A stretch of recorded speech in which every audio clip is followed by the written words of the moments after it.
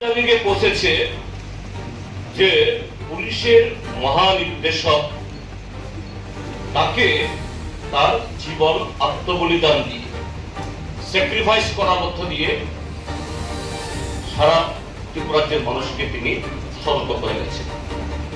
আর এরকম একটা অবস্থা তৈরি হওয়ার পেছনে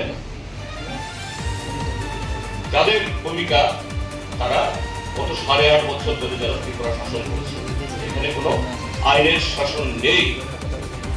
এটা একেবারে দিনের আলোর মতো পরিষ্কার হয়েছে। সারা দেশ, সারা পৃথিবী এরা লক্ষ্য করছে। এবং এটা শুধু যে পরিস্থিতিতে আমাদের ডিজি মহোদয়কে এরকম একটা চরম একটা পর্যায়ে ফেলে দিয়েছে বা পৌঁছে দিয়েছে, সেখানে সীমাবদ্ধ না। গত 8.5 বছর প্রতিদিন যে রাজ্যে মানুষের গণতান্ত্রিক অধিকার, রাজনৈতিক অধিকার এবং সাংবিধানিক অধিকার এটা বলঞ্চিত হচ্ছে, এই কদিন সময়ের মধ্যে দেখেছেন গত 15 তারিখ বিলোনিয়াতে যে পুলিশ যারা দুষ্কৃতী, যারা সমাজ বিরোধী কার্যকলাপে যুক্ত, তাদের রক্ষা করছেন। আর রাজ্যের বিভিন্ন নেতা বৈধ পারমিশন নিয়ে একটা শহীদের বেদিতে ফুল দেবেন, এখানে বাধা দিচ্ছে। এই যেদিন ডিজি সাহেব খুন হল, তার এই মৃত্যু হল, সেদিনেই এই মোহনপুরে এরকম একটা প্রোগ্রাম ছিল সিপিআইএম এর এই কর্ণাটক পজিশন। আর সকাল থেকে বিজেপি দুষ্কৃতীরা সেখানে সমস্ত রকমের প্রস্তুতি নিয়ে পড়া আজকে কিভাবে এটাকে বাঞ্চাল করা যায়। আজকে সকালবেলা আমাদের জিরানিয়া মহকুমা পার্টির সম্পাদক মন্ডলীর সদস্য,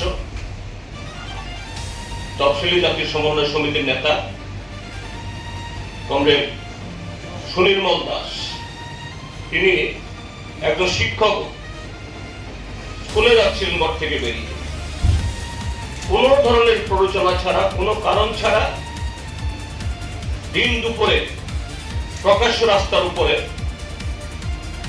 কমরেড সুনির্মল দাসকে পিটিয়ে তার হাত ভেঙে দিয়েছে, তার পা ভেঙে দিয়েছে।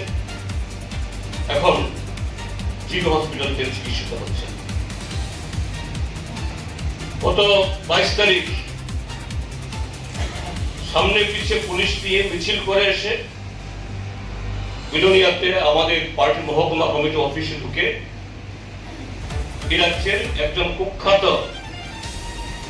যে কজন স্বল্প কজন দুর্নীতিবাজ অফিসারদের সাথে আমাদের রাজ্যের বিজেপি সরকারের খুবই সখ্যতা, আমি নাম বলছি না, তার এক ছোট ভাই, তার নামে নামধাম দিয়ে আমরা কেস করেছি বিলোনিয়া থানাতে। সেখানে পার্টি বিষয়ে ঢুকে ভাঙচুর করেছে।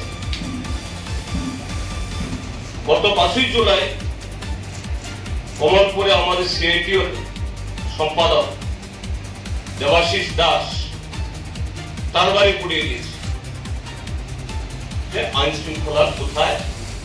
আর চুরি, রাহাজানি, ছিনতাই, এটা তো নিত্য নৈমিত্তিক ঘটনা।